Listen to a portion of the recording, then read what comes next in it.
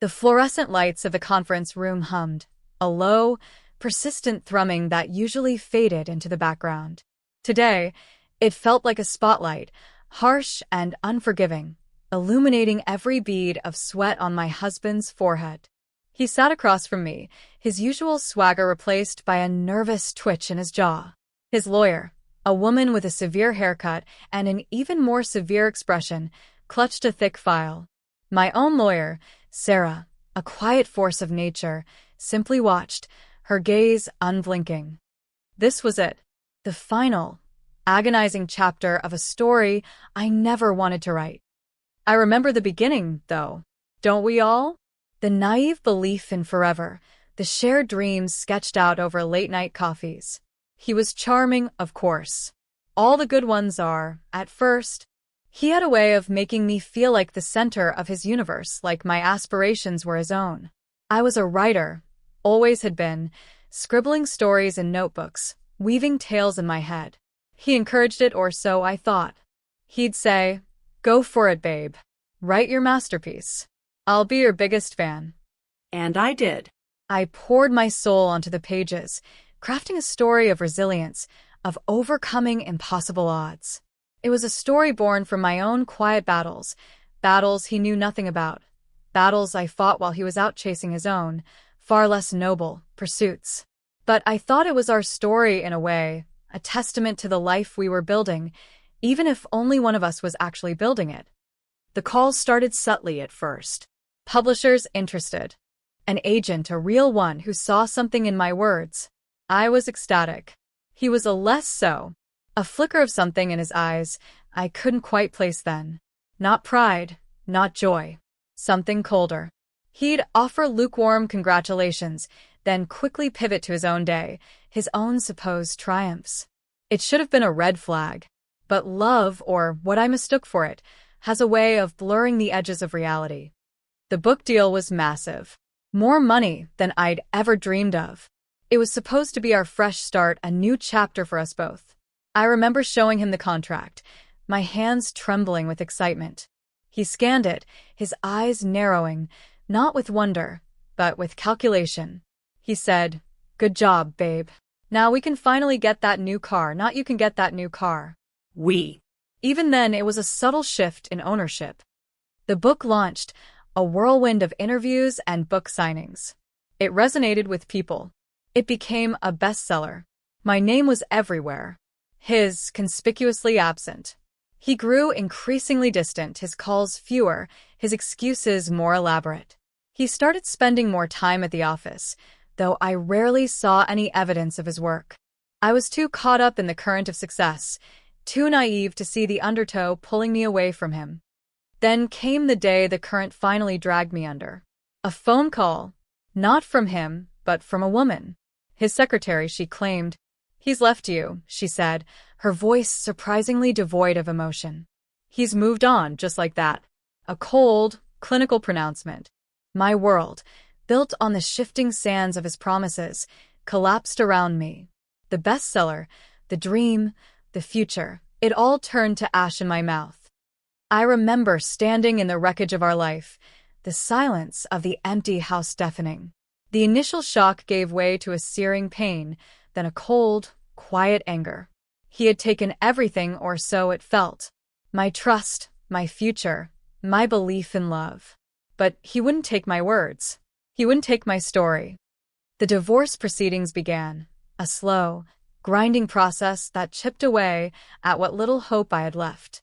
He was relentless, his lawyer a bulldog. They went after everything. The house, the savings, even the furniture.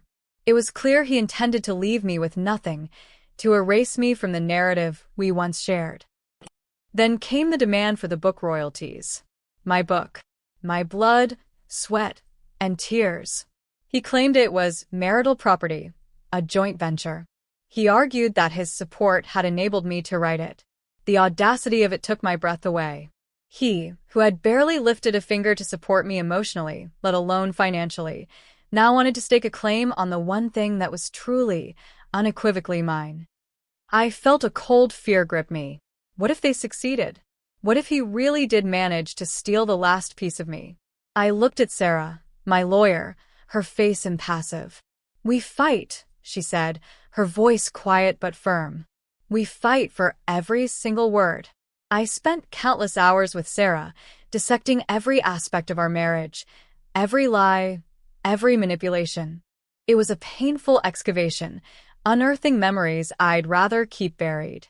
We built our case, brick by painstaking brick, against a man who believed he was entitled to everything I had created.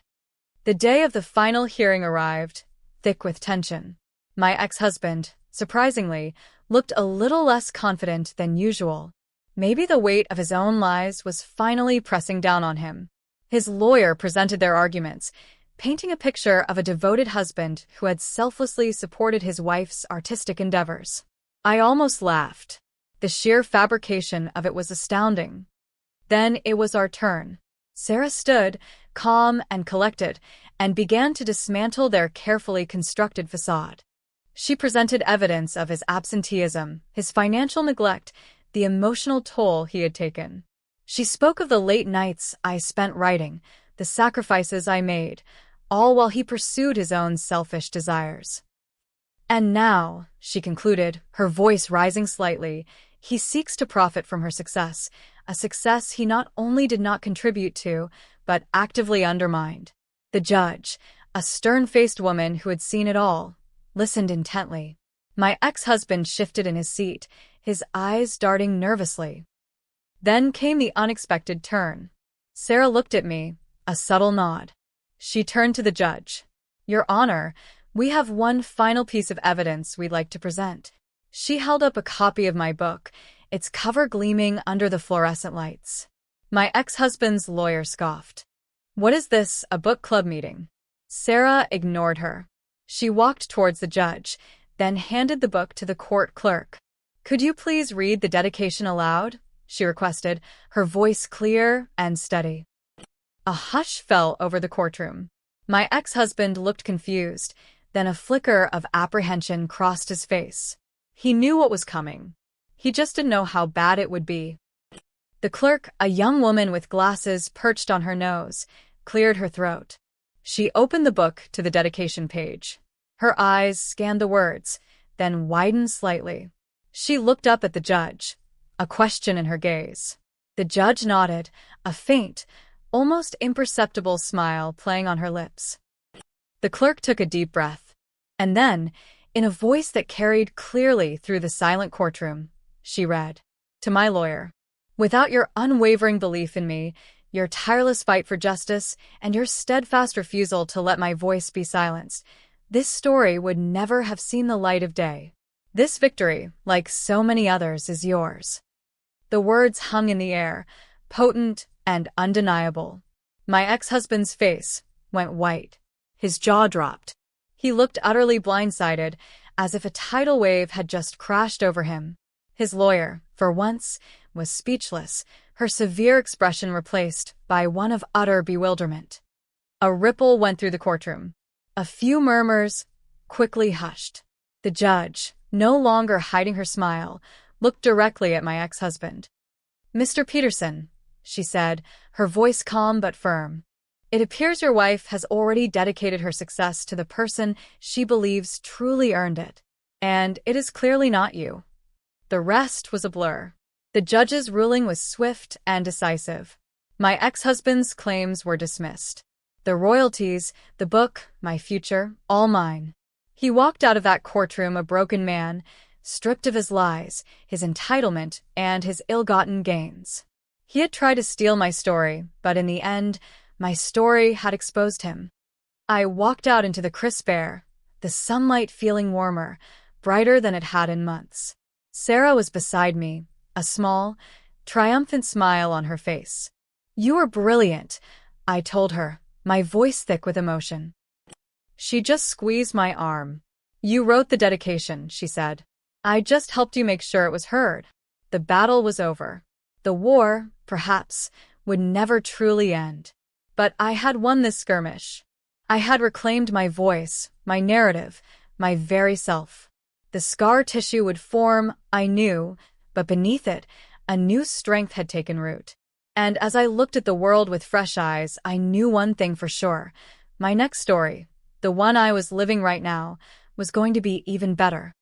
If this story hit close to home, if you've ever felt the sting of betrayal or the triumph of reclaiming your own narrative, I'd love to hear your version.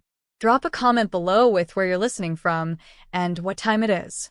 And if you haven't already, please subscribe. It helps bring more of these stories to life.